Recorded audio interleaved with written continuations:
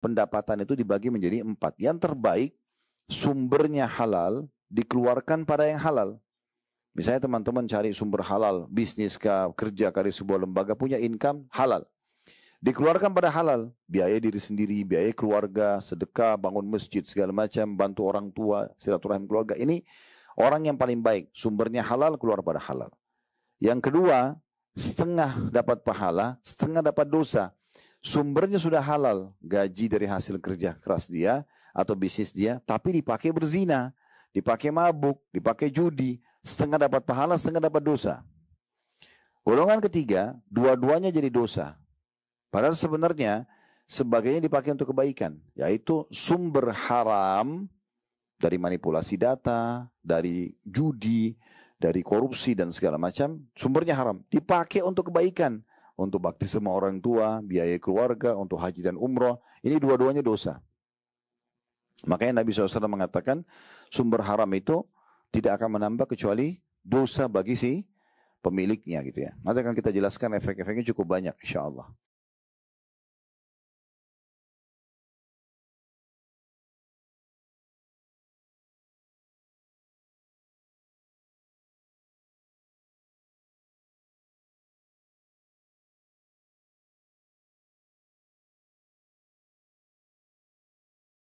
الله ربي والإسلام ديني ومحمدا رسول الله.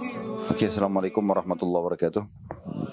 Alhamdulillah wassalatu wassalamu ala Rasulillah. Segala puji dan puja kehadirat Allah Subhanahu wa taala, juga selawat dan taslim kepada Nabi besar Muhammad sallallahu alaihi wa alihi wa sahbihi wasallam. Oke, kita masuk ke materi ceramah kita ya. Kita akan bahas Bapak Ibu sekalian materi malam ini, dan kemungkinan besar kalau tidak selesai kita akan lanjut di sesi kedua kita di Mekah nanti ya. Judulnya itu halalkan pendapatanmu. Kita bicara masalah pendapatan nih Bapak Ibu sekalian. Banyak di antara kaum muslimin yang menganggap remeh tentang masalah pendapatan mereka ya. Apakah itu halal atau haram, syubhat, dia tidak peduli. Yang penting dapat gitu ya. Maka karena mereka tidak peduli, maka banyak sekali efek-efek buruk yang berbahaya yang bisa datang kepada mereka. Nanti akan kita jelaskan tentang masalah efek-efek buruk pendapatan haram itu sendiri ya. Tapi yang jelas teman-teman sekalian, kita harus, kalau Bapak Ibu mau berhenti dari satu kebiasaan buruk, maka cara yang terbaik adalah mengetahui tentang ancaman perbuatan buruk itu. Misalnya ada orang, naudzubillah, dia terbiasa berzina. Bagaimana caranya supaya dia tinggalkan zina itu? Cara terbaik adalah dia mencari tahu tentang ancaman zina. Misalnya sekarang di Google tinggal dia ketik orang hukuman berzina atau apa, maka dia akan bisa baca atau dia dengarkan ceramah para ustadz-ustadz kita atau kiai kita, maka insya Allah itu akan bisa menyentuh dia asal memang disampaikan dalil yang benar. Ya, Al-Quran dan Sunnah sesuai dengan pahaman para sahabat, maka itu pasti menyentuh hati. Karena dalil itu, wahyu itu bicara dengan hati manusia. Sebagaimana kita kalau ingin termotivasi untuk mengerjakan satu perbuatan kebaikan, Bapak Ibu harus mencari tahu tentang keutamaannya. Jadi kayak misalnya ingin rajin sholat malam. Ini Bapak Ibu, saya kok Ustaz malas banget sholat tahajud. Gimana caranya? Coba baca tentang janji Allah atau keutamaan sholat malam itu. Dengan ketik di Google keutamaan sholat malam, baca artikelnya. 5-10 menit Anda akan punya motivasi untuk mengerjakannya. Nah masalahnya teman-teman sekalian, pendapatan haram ini efeknya terlalu besar. Sebagai contoh misalnya, kalau ada orang manipulasi data aja. Di perusahaan dia manipulasi data. Masalahnya ini bukan hanya satu dosa, tapi dosanya banyak. Dia menulis data bohong itu, berarti dia bohong dengan itu. Itu dosa sendiri bohongnya. Dia memanipulasi data tersebut sehingga akhirnya bisa merugikan pihak perusahaan. Itu juga dosa sendiri. Dia mengambil pendapatan yang bukan haknya, ini dosa mencuri. Sudah 3 dosa. Nanti dia memberikan makan istri anaknya dari haram itu, dosa besar lagi sendiri. Jadi dosanya terlalu banyak. Dosanya terlalu banyak. Dan ini harus hati-hati sekali. Syaitan itu Bapak Ibu sekalian, dia tidak ingin kita berbuat dosa, satu dosa saja. Walaupun awalnya targetnya satu dosa. Misalnya contoh berzina. Digodalah kita supaya tergoda dengan lawan jenis untuk berzina misalnya. Tapi Bapak Ibu jangan berpikir kalau berhasil kita terjerumus dalam jerat zina itu, lalu syaitan akan tinggalkan kita, tidak. Dia akan datangkan dosa-dosa yang lain di zina itu. Misalnya dengan malah melakukan ya pembunuhan misalnya setelahnya karena ketakutan nanti kalau zinanya ketahuan, aborsi misalnya, gitu kan? Atau terbuka pintu zina sama orang-orang lain. Karena dia sudah tahu zina ini begini rasanya, oke dia zina lagi sama pelacur lain atau laki-laki lain dan seterusnya. Jadi rentetannya terlalu banyak. Dan biasanya satu dosa ini saudara sama yang lainnya. Orang kalau sudah buka pintu zina, itu buka pintu khamr sangat terbuka. Minuman keras, narkotika terbuka, ya. Saling bunuh-membunuh. Coba lihat orang-orang yang masuk diskotik gitu. Ya kan? Pasti dia, temannya itu pelacur, minuman keras, berantem. Itu umum-umum gitu. Sampai kita sering dengar berantem, ada yang terbunuh dan segala macam. Atau mereka mati, bunuh diri. Ya, setelah dalam kondisi mabuk. Nah, ini kan semua banyak rentetannya. Sebagaimana juga amal soleh itu punya banyak saudara-saudara. Kalau teman-teman umrah begini, rentetannya banyak. Sholat dapat, zikir dapat, doa dapat, segala macam. Dan begitu. Ya. Makanya Urwah bin Zubair rahimahullah, seorang ulama tabi'in yang masyhur, beliau mengatakan, kalau kamu melihat satu perbuatan baik dari seseorang, maka bersangka baiklah pada dia. Misalnya orang itu sholat 5 waktu on time, sangka baiklah dengan dia, karena sholatnya itu punya saudara-saudara yang lain. Pasti punya zikir, punya puasa, punya bakti sama orang tua, biasanya begitu.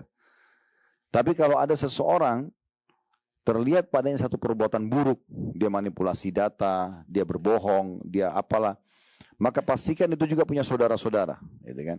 Yang pasti walaupun kita tidak tahu ada pada diri orang tersebut. Nah seperti itulah, ya.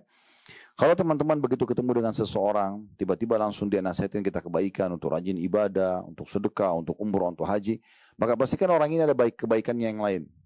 Tapi kalau ada orang baru ketemu sudah ngajak kita untuk manipulasi data, untuk bohong, untuk segala, itu berarti banyak keburukan orang seperti ini. Ya, maka ini cara memahaminya. Dan perlu digarisbawahi teman-teman, dosa itu atau maksiat dalam bahasa lain, supaya mudah difahami dalam agama kita, dalam bahasa kita Indonesia itu pelanggaran. Semua pelanggaran punya konsekuensi hukum. Itu perlu dipahami. Di hukum manusia itu dihukum Allah Subhanahu Wa Taala. Kita kalau melanggar lalu lintas, kita harus tahu akan ada konsekuensi hukum. Jangan salahin polisi kalau ditahan, karena memang kita yang melanggar. Kita harus tahu ada konsekuensi hukumnya. Sebagaimana kita juga kalau melakukan pelanggaran agama pasti ada konsekuensi hukum. Banyak umat Islam tidak paham, Bapak Ibu sekalian. Mereka selalu atau sering berpegang dengan sifat Allah Ar-Rahmanur Rahim, Ghafurur Rahim, ya. Allah Maha Pengasih, Maha Penyayang, Allah Maha Pengasih dan Maha Pengampun. Allah itu Afu, Tawwab, suka menerima taubat hambanya berulang-ulang gitu ya. Mereka berpegang dengan itu dan mereka melupakan sifat Allah yang lain, yaitu Syadidul Iqab, berat hukumannya. Nah, cara memahaminya adalah kalau Bapak Ibu melakukan ketaatan-ketaatan kepada Allah, sifat Allah Ar-Rahmanur Rahim, Ghafurur Rahim, Afu, Tawwab, ini berlaku pada Bapak Ibu sekalian. Karena kita sedang melakukan ketaatan. Kita pantas mendapatkan kasih sayang Allah, pengampunan Allah. Itu penting digarisbawahi, ya. Tapi kalau orang terus melakukan ugal-ugalan, pelanggaran, kemaksiatan, lalu berpegang pada Rahmanur Rahim, ini keliru. Bukan pada tempatnya. Kenapa kamu tidak tobat dari zina kamu? Ya Allah kan Maha Pengasih. Ini keliru. Di saat itu, dia harus berpegang pada sifat Allah yang lainnya. Itu Syadidul Iqab. Allah berat hukumannya. Allah berat hukumannya. Hati-hati teman-teman sekalian. Allah itu kalau sudah memberi rezeki pada seseorang, innallaha yarzuqu man yasha' bighairi hisab. Allah memberikan rezeki tanpa hisab. Kita minta satu anak, mungkin Allah tidak kasih satu anak, Allah kasih sekian. Mungkin dikasih kesehatan, dikasih kebahagiaan, dikasih harta. Banyak Allah kasih. Satu kita minta Allah kasih banyak. Sama kalau kita melakukan perbuatan dosa, hukuman Allah itu berat juga, ya. Jadi bukan berarti kita bohong sekali, misalnya 1 detik, 2 detik kita bohong. Enggak, saya enggak lakukan kok. Lalu dihukum 1 detik, enggak. Bisa saja kita sebulan sakit, setahun sakit. Hukumannya lebih berat daripada perbuatannya.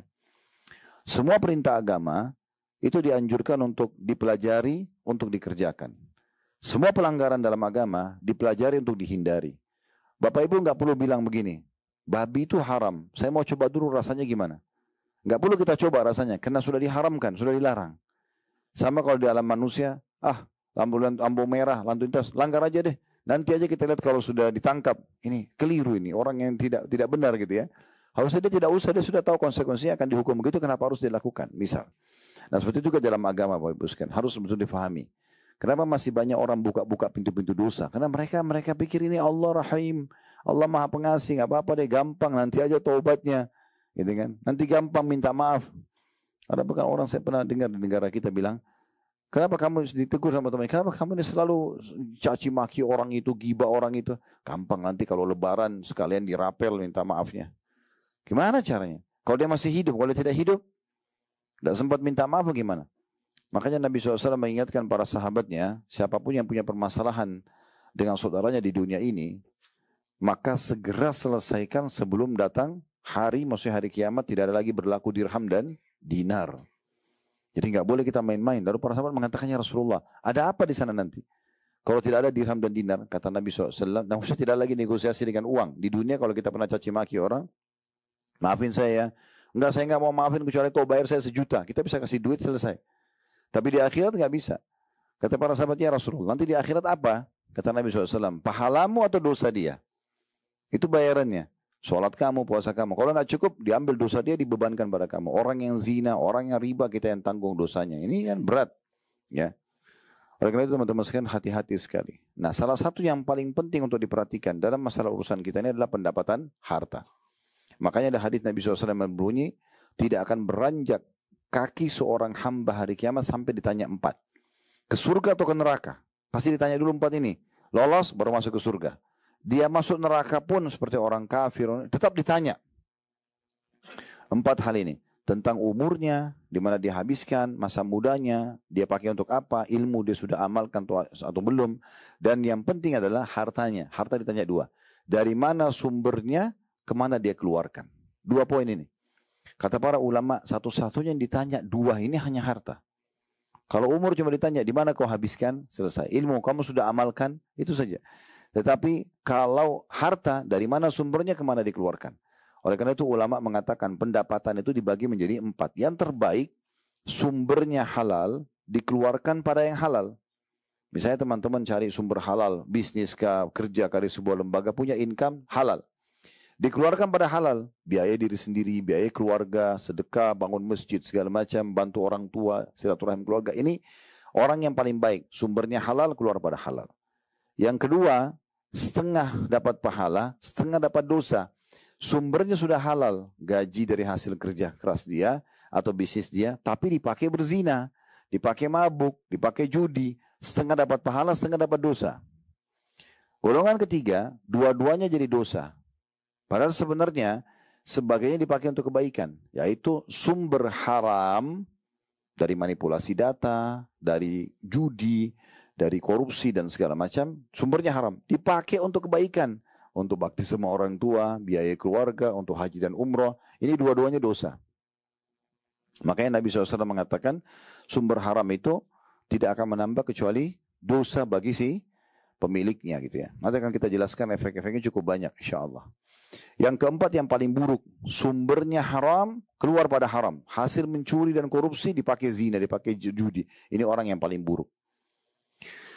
Juga saya ingin perbaiki di awal materi kita teman-teman sekalian. Coba kalau pernah dengar konsep ini atau ada dalam Bapak Ibu sekalian, hilangkan ya. Ada saya pernah dengar gitu, orang bilang. Dan saya tegur langsung. Bahasanya dia sumber pendapatannya haram. Lalu dia mengatakan, yang haram aja susah apalagi yang halal. Gitu. Pernah dengar nggak? Jadi seakan-akan kalau haram itu susah dan halal itu pasti lebih susah lagi. Ini konsep yang ngawur ini. Ya. Yang benar itu haram susah, tapi yang halal mudah. Orang kalau mau buat yang haram Bapak Ibu sekalian, pasti dimulai dengan ketakutan-ketakutan. Misal orang mau berzina, orang mau mencuri, orang mau membunuh, pasti mulai dengan ketakutan. Itu sinyal dari Allah SWT supaya dia berhenti. Gitu ya. Tapi kalau orang mau berbuat kebaikan, melamar kerja, mau mulai bisnis, pasti tenang-tenang aja. Nggak ada masalah. Paling cuma kekhawatiran ini sukses nggak ya. Tapi dia tidak ada keraguan. Dia menawarkan proposalnya pada seorang investor misalnya. Tidak ada keraguan untuk menyampaikan itu. Biasa-biasa aja gitu. Tapi kalau haram itu pasti diikuti dengan ketakutan-ketakutan. Gitu ya. Jadi nggak benar konsep yang mengatakan yang haram aja susah apalagi yang halal. Gitu ya. Ingat, Sehebat apapun Bapak Ibu mengemas satu perbuatan maksiat, termasuk pendapatan haram, korupsinya, atau Anda melakukan perselingkuhan, perzinahan lalu disembunyikan, Allah akan buka. Ujung-ujungnya dia cuma bilang begini, kok bisa ya? Dia tidak sangka, dia sudah kemas tapi tetap bisa terbuka. Jawabannya pasti bisa. Karena Allah ala kulli syai'in qadir. Allah mampu mengerjakan apa yang Allah inginkan. Berapa banyak koruptor terbongkar, berapa banyak orang yang punya perbuatan haram tersembunyi dibongkar oleh Allah SWT. Bahkan kadang-kadang dengan sebab-sebab kecil. Oleh karena itu harus hati-hati. Dalam surah An-Nisa Allah mengatakan innallaha kana 'alaikum raqiba. Allah sangat mengawasi kalian. Jadi sangat ketat pengawasan kita ini. Dan juga dikatakan dalam tafsir ayat Al-Quran, lahum mu'aqibatun baina yadayhi min khalfi, semua manusia itu punya malaikat yang selalu mengikutinya, ya, selalu menjaganya dan mengikutinya. Ini kata Ibnu Katsir adalah menjaganya dan memberikannya kepada peringatan. Kalau dia mau buat dosa, jangan loh, nggak boleh. Kalau ada mau ketaatan, lakukan loh. Nah itu malaikat sering walaupun tidak nampak. Misal Bapak Ibu lihat, dari mana kita tahu malaikat itu ada di sekitar kita? Kalau kita dengar azan ada bisikan dalam hati, sholat, yaitu orang miskin bantu, nah gitu ya. Atau kita dengar ceramah kita tersentuh. Itu semua malaikat yang menyentuhkan perasaan kita juga, itu ada campur tangan malaikat di situ. Nanti syaitan yang mengatakan udahlah, enggak apa-apa, enggak usah. Sebagaimana hadis Nabi SAW, kalau seseorang bangun tengah malam maka pendamping dari malaikat akan mengatakan sholatlah. Biasakan Bapak Ibu terkaget jam 3, jam 4, ada bisikan untuk sholat malam, ya. Itu dari malaikat. Nanti pendamping dari syaitan akan mengatakan tidurlah, malam masih panjang, ya. Tinggal antum ikutin yang mana biasa gitu ya. Lebih tahu dirinya masing-masing. Nah Bapak Ibu sekalian, di hari kiamat nanti itu akan sangat berat ya. Oleh karena itu sebelum tiba permasalahan yang berat itu ya, maka jangan melakukan sumber haram. Karena sumber halal cukup banyak gitu ya. Walaupun Nabi SAW sudah mengingatkan kepada kita di dalam hadis yang sangat masyhur yang kata Nabi SAW, akan datang waktu nanti satu zaman di mana seseorang itu tidak peduli lagi dari halal atau haram pendapatannya. Artinya Nabi SAW merasa sedih karena akan ada di antara umatnya seperti itu dalam hadis yang diriwayatkan oleh Bukhari.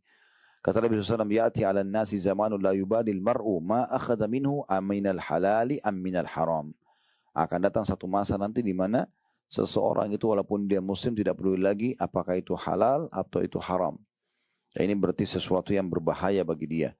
Sementara tadi sudah kita jelaskan hadis ya yang diriwayatkan oleh Tabarani dan Al-Bazzar, tidak akan beranjak kaki seorang hamba sampai ditanya tentang 4 perkara.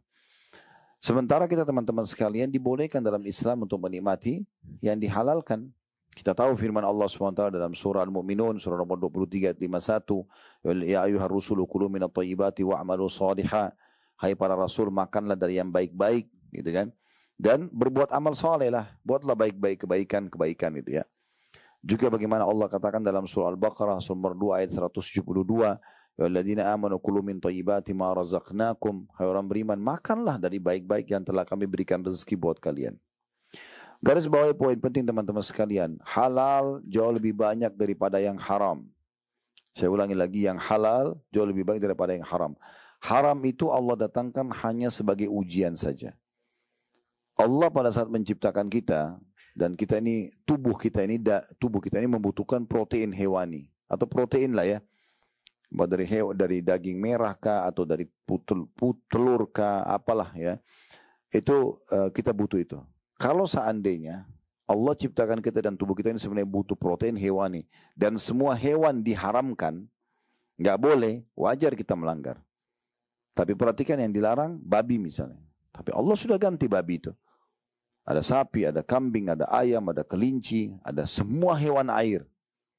Lalu kenapa harus babi? Sementara babi itu hanya sebagai ujian saja. Orang yang mengatakan, Ustaz, lalu untuk apa Allah ciptakan babi? Supaya Anda tidak datang hari kiamat mengatakan, ya Allah engkau haramkan babi tapi saya tidak tahu mukanya seperti mana, seperti apa, suaranya seperti apa. Nah ini babi, ini bahasa Indonesianya babi, bahasa Inggrisnya ini, bahasa Arabnya ini suaranya, ini fotonya, jangan dimakan. Supaya nggak ada alasan lagi. Ditambah lagi penelitian ilmiah yang begitu luar biasa, cacing, pita lah, apalah segala macam gitu ya. Sampai pernah ada seorang syekh di Damaskus, ibu kota Syria, berdebat dengan seorang pastor Katolik. Pastor ini mengatakan, kalian umat Islam mengharamkan babi. Salah satu alasannya karena babi suka makan kotoran. Babi itu subhanallah kalau dikasih makanan enak sama kotoran manusia, dia pilih makan kotoran makan manusia. Gitu. Kalian mengharamkan babi karena babi salah satunya makan kotoran. Sementara kalian makan ayam, ayam juga makan kotoran. Maka syekhnya menjawab dengan realita lapangan. Beliau bilang, saya akan jawab, tolong panitia datangkan 3 ekor babi sama 3 ekor ayam. 2 jantan, 1 betina. Ternyata ada karakter hewan teman-teman. Itu juga bisa tertransfer ke kita. Kalau kita konsumsi dagingnya gitu ya. Jadi waktu didatangkan babi ini, 3 ekor babi di atas panggung. 2 jantan, 1 betina. Ternyata di alam babi ini itu kalau jantan mau menggauli betinanya, si jantan sama jantan saling menggauli. Saling merangsang, homo gitu ya. Nanti yang terangsang duluan lalu dia menggauli si betina itu. Itu babinya. Kata syekhnya, kalian sudah lihat? Nah, diturunkan, naikkan ayam. Ayam ini jantannya berantem dan yang menang dapat si betina dan dia akan pertahankan sampai dia mati. Kata syekhnya, kalian sudah lihat ini salah satu contoh rasional. Kita tidak bicara lagi masalah Allah haramkan atau Allah halalkan. Tapi ini salah satu sifatnya gitu ya. Maka kami seperti ayam itu, kalian seperti babi itu. Ini pernah saya sampaikan di ceramah berulang-ulang. Subhanallah, ada satu sahabat dekat saya peruqyah. Dia ruqyah orang itu. Dia bilang, Ustaz, dia ketemu sama saya. Dia bilang, Ustaz, apa yang antum sampaikan itu? Saya temukan di lapangan waktu saya sedang ngeruqyah orang. Rupanya ada suami istri bermasalah di daerah sekitar Jakarta. Jadi permasalahannya agak unik gitu. Minta diruqyah. Waktu datang, si istrinya, bapak ini bilang sama teman peruqyah ini. Dia bilang ada satu masalah dengan suami saya. Saya harus sampaikan Ustaz. Dan saya berharap dengan ruqyah ini mudah-mudahan bisa hilang penyakit itu. Karena selama ini dia desak saya terus tapi saya tidak pernah penuhi. Kata teman saya, apa ibu? Dia bilang setiap kali dia mau gauli saya, dia minta untuk temannya ikut. Dia mau ajak temannya laki-laki supaya menggauli saya berdua. Kata dia begitu. Tapi saya selalu tolak. Terus teman ini peruqyah bilang, saya tiba-tiba ingat ceramah antum Ustaz. Kalau ini ada efek dari babi. Lalu saya minta supaya ibunya, waktu itu ibunya, bukan minta, ibunya lagi pergi siapin makanan, bapaknya sendiri datang. Lalu dia tanya, dia bilang, apa memang bapak seperti itu sifatnya? Dia bilang, iya Ustaz. Gitu. Saya memang tidak tahu kenapa punya keinginan seperti itu. Lalu langsung teman peruqyah ini tembak dia, mengatakan, maksudnya dibahasakan ke dia, apa bapak makan babi? Langsung begitu. Kaget dia. Kok Ustaz bisa tahu? Loh iya, saya tanya. Bapak jawab jujur. Makan babi nggak? Dia bilang iya, itu makanan kesukaan saya. Orang Muslim. Kata teman peruqyah ini, itulah efeknya Pak. Coba bapak berhenti bertobat sama Allah, nanti perasaan itu akan hilang. Itu salah satu efeknya. Jadi teman-teman sekalian, Allah itu mengharamkan sesuatu pasti punya hikmah-hikmah yang sangat besar. Gitu ya. Begitu juga pada saat Allah berikan kita untuk populasi manusia, kita butuh interaksi biologis. Memang kita suka melihat, kita ini memang mata suka melihat lawan jenis, bibir mencium, tangan menjamah, kemaluan tersentuh kemaluan, itu pasti nggak bisa. Sperma harus tumpah dengan syahwat. Kalau tidak syahwat nggak bisa tertumpah. Lalu harus ketemu dengan sel telur baru jadi manusia. Kan gitu. Ini Allah sudah buat sistem. Tapi Allah ajarkan cara yang benar, nikah. Allah sebutkan yang salah, zina. Kan gitu. Ini dua-duanya dah. Kalau kita dikasih syahwat dan manusia harus melalui populasi bertemu sel telur sama sperma, lalu tidak diberikan jalan keluar, wajar orang melanggar. Nah ini dikasih jalan keluar. Nikah itu hanya 5 menit, kurang 5 menit. Saya nikahkan kamu sama anak perempuan saya terima nikahnya. 2 saksi, ada mahar, selesai. Kurang dari 5 menit sudah sah berhubungan biologis, bahkan pahala besar. Gitu kan. Anak-anak juga akan menjadi amal soleh. Kata Nabi SAW, 7 hal yang terus mengalir bagi seorang hamba di kuburannya pada saat dia sudah meninggal. Nomor 1 anak yang soleh. Itu pahalanya besar gitu kan. Dan zina pasti dibuat ketakutan, ada banyak penyakit dan segala macam lah gitu ya. Begitu juga pada saat Allah haramkan khamr dan minuman keras gitu ya. Allah ganti dengan susu, madu, sirup, air putih, banyak gantinya. Lalu kenapa harus yang haram? Gitu ya. Baik, sekarang kita coba masuk teman-teman sekalian ke dampak. Apa sih efeknya kalau Anda mendapatkan atau memiliki pendapatan yang haram? Minimal syubhat ya. Syubhat itu gini, kalau teman-teman ragu, boleh nggak sih ini? Maka kalau sudah ragu saja tinggalkan. Itu namanya syubhat. Makanya kata Nabi SAW, halal jelas, haram jelas. Di antaranya ada perkara yang samar-samar, syubhat. Boleh enggak ya, gitu ya. Siapa yang menyelamatkan dirinya dari hal yang syubhat, maka dia telah menyelamatkan kehormatan agamanya dan dirinya. Dan siapa yang menjerumuskan dirinya pada yang syubhat, samar-samar, maka dia telah menjerumuskan dirinya pada yang haram. Berarti syubhat masuk di haram. Pilihannya cuma halal atau haram. Nah seperti itulah. Baik, dampak-dampak dari pendapatan haram ini. Yang pertama Bapak Ibu sekalian, Anda akan kehilangan keberkahan. Ya, ini dinukil oleh Abdullah bin Sa'ad Al-Falih, seorang syekh penulis buku. Dalam judul buku beliau, An-Naru Aula Bihi. Ya, neraka lebih pantas baginya. Athar Aklul Haram. Efek daripada memakan pendapatan atau memiliki pendapatan yang haram. Beliau mengatakan poin pertama adalah hilangnya keberkahan. Mana keberkahan? Tidak cukup. Ada orang subhanallah gajinya cuma 5 juta per bulan, 3 juta per bulan. Tapi hidup dia, 2 anaknya, mertuanya numpang sama dia, cukup. Saya lihat depan mata itu ada orang pendapatan pas-pasan. Hidup. Ada orang pendapatan 100 juta per bulan, 200 juta per bulan, 1 miliar per bulan, tapi gak cukup-cukup. Gak ada keberkahannya. Berkah itu artinya cukup. Di mana Allah SWT mengatakan dalam surah Al-Baqarah tentang riba ayat 276, yamhaqullahu riba wa yurbi sadaqat. Allah akan memusnahkan riba dan menyuburkan sedekah. Dan kata Nabi SAW di masalah pendapatan haram ini dalam hadisnya al-bayyi'ani bil khiyari ma lam yatafarraqa. 2 orang yang transaksi, pembeli sama penjual, ya masih memiliki hak khiyar. Khiyar itu pilihan. Lanjutin transaksi atau batalkan. Selama keduanya belum berpisah. Misalnya saya jual baju, Bapak Ibu mau beli nih. Kita masih transaksi, maka masih boleh lanjutkan atau batalkan selama belum berpisah. Fa'in sadaqa wa bayyana, kalau dua-duanya jujur dan dua-duanya menjelaskan, burika lahuma fi bai'ihima, akan diberkahi transaksi keduanya. Jadi keberkahan maksudnya dia akan langgeng dalam transaksinya. Produk yang dibeli akan berkah, ya. Ada orang pernah membeli barang bekas, Bapak Ibu sekalian. Mungkin mobil bekas, motor bekas, rumah bekas orang. Tapi karena rezeki dari halal, itu keberkahannya luar biasa. Barang itu bisa tinggal dipakai lama, keberkahannya banyak. Ada orang mungkin punya tabungan sedikit, tidak banyak. Tapi karena dari halal, maka itu juga bisa. Otomatis akan mendapatkan keberkahan. Berapa banyak penyakit yang sembuh, berapa banyak utang yang terlunasi, berapa banyak transaksi yang berhasil, semua kena sumber halal. Gitu ya.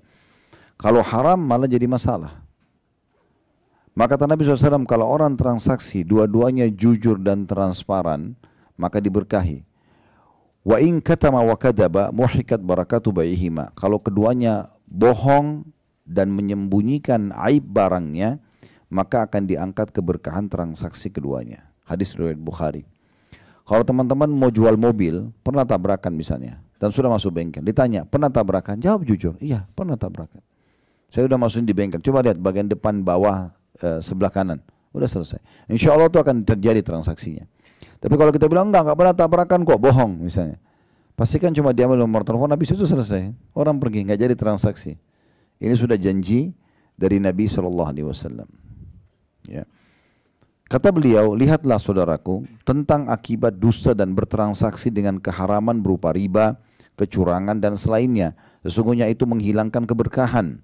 Siapa yang melakukan kecurangan dan menyembunyikan cacat barang karena menginginkan keuntungan lebih, maka ia dihukum dengan kebalikan tujuannya, yaitu hilang keberkahan harta yang diambilnya. Meskipun bertambah secara kuantitas, tapi tiada keberkahan di dalamnya atau kualitasnya. Atau didera musibah, petaka, penyakit, dan suatu peristiwa. Lalu ia membelanjakan harta tersebut untuk mengatasi musibah yang menimpanya. Namun jika jujur dan menjelaskan cacat barang serta tulus kepada saudaranya sama muslim, maka harga barang itu akan menjadi sedikit. Tapi Allah Ta'ala memberkahi harta tersebut. Banyak orang yang pada masa sekarang mengeluhkan sedikitnya keberkahan harta padahal hartanya banyak. Dan Nabi SAW mengatakan al-halifu munafiqatun lis-sil'ati mumhikatun lil-barakah.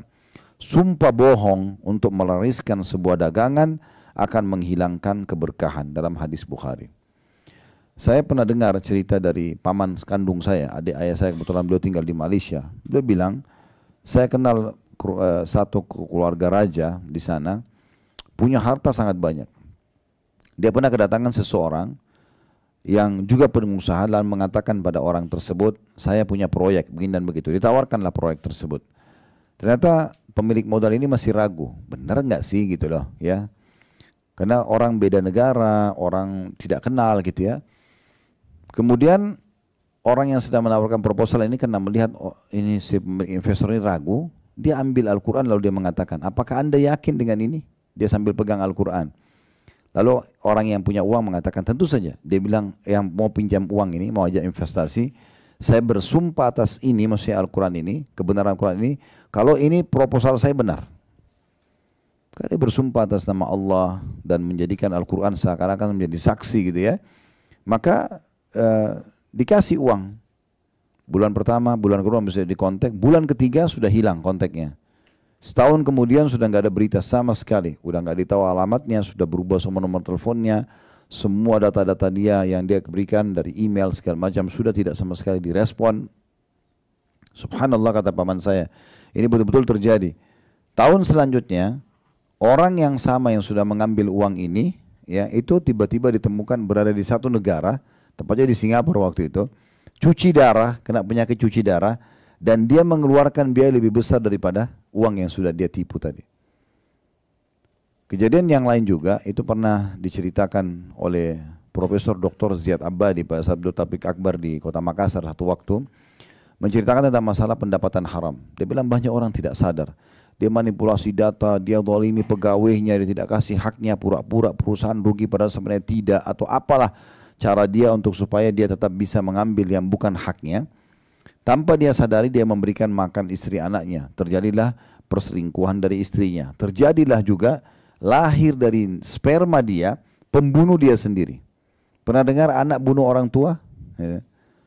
Beliau mengatakan itu sering terjadi, itu salah satunya penyebabnya karena dari harta yang haram. Allah datangkan dari sperma dia, tumbuh besar dari harta haram yang jadi pembunuh dia dan mengambil harta tersebut. Dan sekian banyak contoh-contoh yang berhubungan dengan masalah ini. Oleh karena itu teman-teman sekalian, jujur dan apa adanya, keberkahan yang dibutuhkan. Kualitas akan mendatangkan kuantitas. Itu penting sekali, sebuah kaidah dasar. Ya. Sementara kuantitas belum tentu mendatangkan kualitas. Anda kalau selalu jaga kualitas Anda pribadi, karakter, pola, ya segala macam lah. Kalau mau lebih substansial, kualitas ngomong, tatapan mata, itu akan mendatangkan pasti kuantitas. Akan ada penilaian dari banyak orang positif gitu ya. Tapi kalau kita cuma jaga kuantitasnya, tidak ada kualitas, maka pastikan akan berkurang. Mirip saya sering juga bahasakan di pengajian, Anda kalau mau memunculkan loyalitas orang, harus royal. Loyalitas muncul dari royalitas. Nggak mungkin orang itu pelit lalu orang mau loyal, itu nggak mimpi. Pasangan suami istri muncul loyalitas karena dia royal. Persahabatan, apalah pimpinan pada bawahan gitu kan. Makanya pernah ada orang datang kepada Abu Hurairah dan Abdullah bin Mas'ud radhiyallahu anhuma sambil berkata begini, saya ingin menjadi sahabat Anda karena Allah. Lalu kata Abu Hurairah, di sisi lain Abdullah bin Mas'ud juga di sisi lainnya, dua orang kasus yang sama tapi berbeda hari dan berbeda tempat gitu ya. Tapi sama kasusnya. Maka Abdullah bin Mas'ud sempat bilang Abu Hurairah, apakah kamu sudah tahu syaratnya untuk bersahabat dengan saya? Orang itu bilang belum. Dia bilang kantongmu kantongku, kantongku adalah kantong kamu. Siap enggak kita bersahabat? Oke. Tapi kalau kamu butuh silakan saya bantu, kalau saya butuh kamu bantu saya. Siap enggak? Dia bilang saya belum siap. Kata Abdullah bin Mas'ud, kalau gitu cari orang lain. Enggak bisa orang bersahabat dengan pelit, enggak mungkin gitu kan. Jadi harus begitu. Nah sama tadi, kualitas itu mendatangkan kuantitas dan tidak mungkin sebaliknya. Sebanyak apapun Anda buat produk, kalau tidak ada kualitasnya nggak ada orang beli. Tapi kalau kualitasnya Anda jaga, kuantitasnya orang akan banyak order. Kan selesai. Itu kaidah-kaidah dasar sederhana gitu yang harus kita pahami. Bersumpah kata beliau, yaitu bersumpah atas jual beli. Dan ini tidak boleh, memang dapat melariskan barang dagangan, yaitu terjual dengan harga yang banyak, tapi tidak ada keberkahan pada harta itu. Lalu apa gunanya? Banyak pebisnis pada masa sekarang mengalami kebangkrutan dan hutang mereka menumpuk, tidak lain karena disebabkan muamalah yang diharamkan. terutama riba. Semoga Allah melindungi kita darinya dan juga dari segala keharaman. Jadi ini yang pertama, beliau bicara tentang masalah hilangnya keberkahan, ya. Termasuk keberkahan itu teman-teman sekalian, mungkin hartanya melimpah, kalau tidak ada berkahnya, dia tidak bisa makan makanan. Ada orang subhanallah kaya raya, bisa beli apa saja tapi nggak bisa dia makan. Saya pernah duduk dengan salah satu pangeran di Saudi ini, kita diundang makan, semua kita makan makanan yang enak-enak dihidangkan situ, tapi beliau sendiri makannya cuma di mangkuk sayur aja, tidak bisa makan. Diuji sama Allah SWT dengan penyakit. Seingat saya itu ada ujian pada saat itu ya. Sehingga beliau tidak bisa konsumsi. Kita tidak langsung vonis orang ini hilang keberkahan hartanya. Tapi ada orang seperti itu keadaannya. Mungkin semestinya dia bisa nikmatin ya. Ada orang subhanallah mungkin secara ekonomi biasa-biasa. Tapi kita lihat walaupun sudah tua makannya lahap sekali, enak dan segala itu keberkahan ada. Itu maksudnya. Yang kedua teman-teman sekalian. Pendapatan haram akan menyebabkan doa tidak terkabul. Permintaan antum tidak diijabah sama Allah. Perkataan Nabi SAW dalam hadits riwayat Tabarani kepada Sa'ad bin Abi Waqqas. Ini sahabat Nabi radhiyallahu anhu yang sangat kaya. Tinggal di Mekah waktu itu. Dan Nabi bilang kepada Sa'ad, Ya Sa'adu, atib mat'amak takun mustajabat da'wah. Hai Sa'ad, perbaiki makananmu, pendapatanmu, maka pasti doamu akan terkabulkan. Di dalam riwayat lain, kata Nabi SAW mengisahkan tentang bahayanya pendapatan haram bisa membuat doa tidak diijabah. Wa qad dzakara rajulu yutilu safara ash'atha akbara yamuddu yadayhi ila sama'. Nabi SAW menyebutkan seseorang laki-laki yang telah jalan perjalanan jauh, rambutnya berantakan, berdebu, dan dia mengangkat tangannya ke langit seraya mengucapkan, Ya Rabbi, wahai Tuhanku, wa mat'amuhu haram, makanannya haram, wa mashrabuhu haram, minumannya haram, wa malbasuhu haram, dan juga pakaiannya haram, wa ghudhiya bil haram, dan dia diberikan juga makanan dari yang haram. Fa anna yustajabu lidzalik, maka bagaimana bisa diijabah dari dia? Hadis riwayat Muslim. Mungkin teman-teman sudah faham potongan pertama hadis, yaitu makanan, minuman, pendapatan haram, gitu ya. Tidak boleh. Tapi yang di sini disebutkan juga di akhir, wa ghudhiya bil haram, dan dia juga diberikan dari makanan haram. Artinya kita harus kritis. Kalau seseorang mengirimkan kita makanan Bapak Ibu sekalian, dan kita tidak tahu income-nya dari mana, boleh kita konsumsi. Tapi kalau kita sudah tahu orang itu misalnya dari pelacuran, dari riba, tidak boleh kita makan, tidak boleh kita terima. Karena kita sudah tahu sumbernya, itu nggak boleh. Kalau kita tidak tahu nggak ada masalah, hukumnya hukum umum. Nah itu penting untuk digarisbawahi ya. Dan di sini disebutkan oleh Syekh Sa'ad bin Wahab Al-Qahtan, salah satu penulis juga yang masyhur di Saudi ini, dia bilang dari hadits ini, itu banyak sekali syarat-syarat diterimanya doa. Yang pertama, orang ini musafir, mustajab doa yang Nabi ceritakan ini. Yang kedua, dia mengangkat tangannya ke langit. Nabi SAW mengatakan dalam sebuah hadis bahwasanya Allah SWT pemalu, dan dia malu kalau hambanya mengangkat tangan ke langit, kemudian dikembalikan sementara kosong, gitu kan? Maka artinya Allah akan ijabah. Sudah ada orang ini musafir, kemudian dia angkat tangannya ke langit. Lalu yang penyebab ketiganya dia panggil Tuhannya, Ya Rob, wahai penciptaku, wahai penciptaku. Ini termasuk salah satu penyebab diterimanya doa. Tetapi semua itu tertolak hanya karena pendapatan, makanan, minuman, dan pakaian haram. Untuk apa kita pakai baju bermerek, jam bermerek, segala macam, tapi dari sumber yang haram, gitu kan? Ini tidak ada gunanya. Lalu kata beliau, perhatikanlah, semoga Allah SWT merahmatimu. Pengaruh makanan haram dalam menghalangi terkabulnya doa. Apa daya seseorang ketika sebab-sebab langit terputus darinya? Ia mengangkat kedua tangannya ke langit saat sedang sakit, mengharapkan kesembuhan dari penyakitnya. Saat ia berada dalam kesusahan yang mengharapkan kelapangan darinya, dan saat ia berada dalam duka yang mengharapkan kelapangan darinya, ia mengangkat kedua tangannya dengan mengiba kepada Rabb-Nya agar dihilangkan kesusahannya dan dilapangkan dari kesedihannya. Sedangkan pintu-pintu langit ditutup karena ia makan haram, dan bagaimana mungkin doanya akan dikabulkan. Andai kata tidak ada dalam keharaman kecuali kerugian ini saja. Kalau makan yang haram, kerugian cuma tidak diijabah doa, niscaya sudah bisa menjadi penjerah dan penghalau terbesar untuk tidak makan keharaman. Karena itu perbaikilah makananmu, niscaya doamu dikabulkan, dan janganlah tutup pintu-pintu langit dengan makan keharaman, karena engkau butuh kepada Rabb-mu dan engkau tidak pernah tidak butuh kepadanya. Yang ketiga, saya tutup dengan ini ya, nanti insya Allah kita lanjutkan di Mekah karena masih banyak poin-poinnya. Ini berhubungan dengan ibadah kita sekarang ya.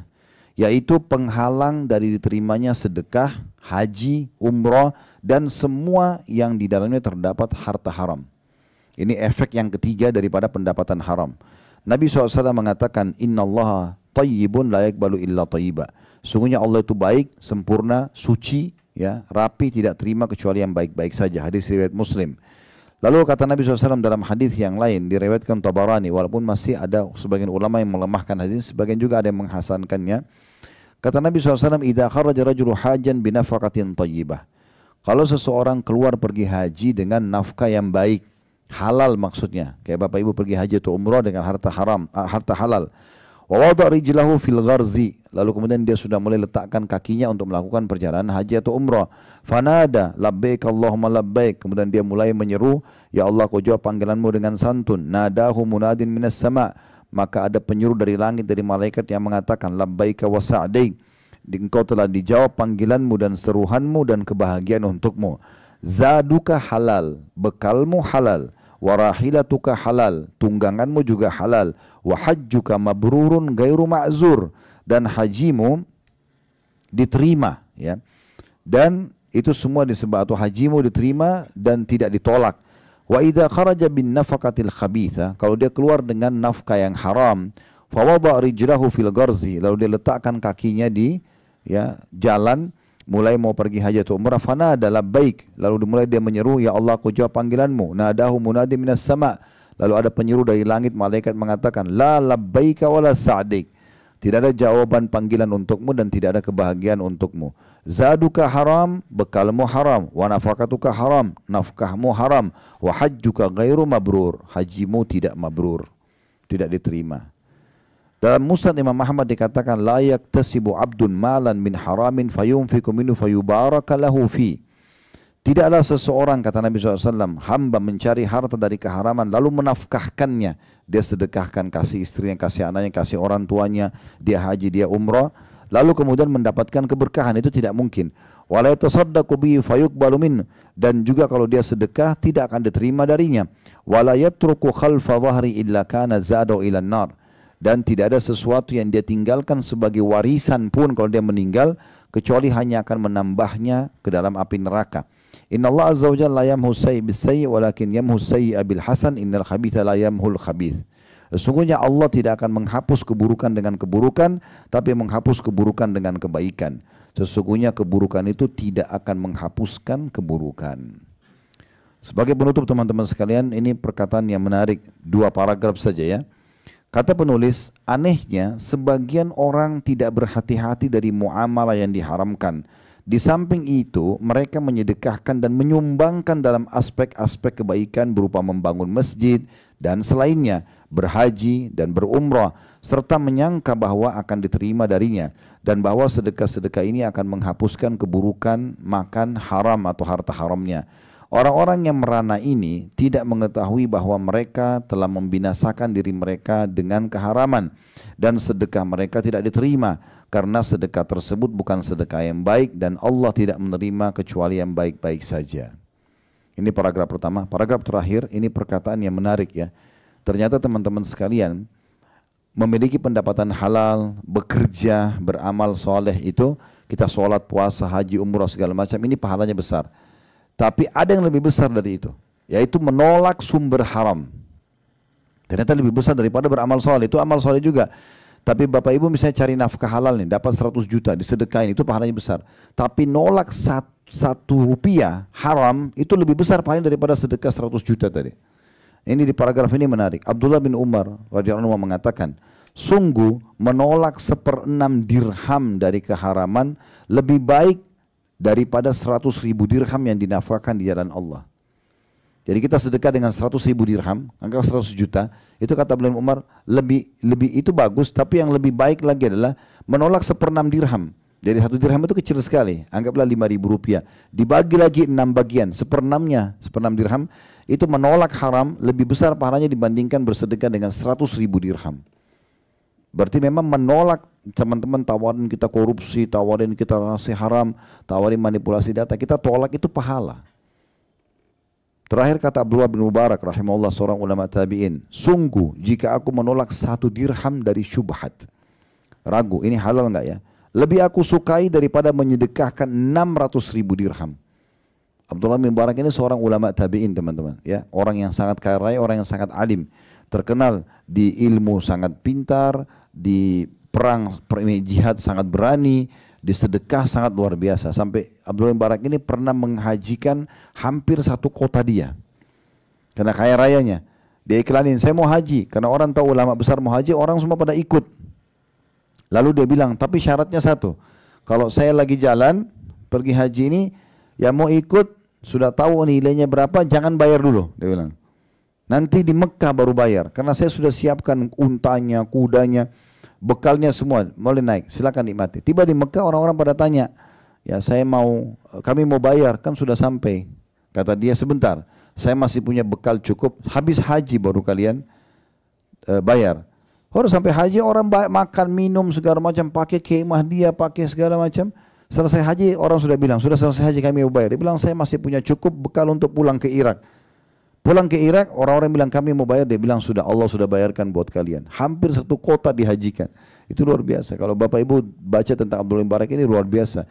Di Irak waktu itu kalau orang sudah mulai lemah imannya datangnya kepada beliau. Orang yang sangat luar biasa. Kalau bicara tentang iman, tentang amal soleh itu luar biasa. Beliau bilang nasihatnya, sungguh jika aku menolak 1 dirham dari syubhat, bukan haram, ragu-ragu ini boleh nggak ya? Aku tolak nggak, aku terima. Lebih aku sukai daripada menyedekahkan 600.000 dirham. Itu berarti menandakan menurut pendapat mereka ini, ulama-ulama kita, Abdullah bin Umar, Abdullah bin Mubarak, ini semua bahwasanya menolak yang haram itu bagian daripada ibadah kepada Allah Subhanahu wa ta'ala. Nanti kedepannya insya Allah di Mekah kita akan lanjutkan poin nomor 4, sebab nomor 5 dan beberapa poin-poin yang lain berhubungan dengan masalah efek daripada pendapatan haram. Ada benda dari Allah, maka silakan diambil dan diamalkan. Kalau ada salah dari saya mohon dimaafkan. Subhanakallahumma bihamdika, asyhadu an la ilaha illa anta astaghfiruka wa atubu ilaik. Wassalamualaikum warahmatullahi wabarakatuh.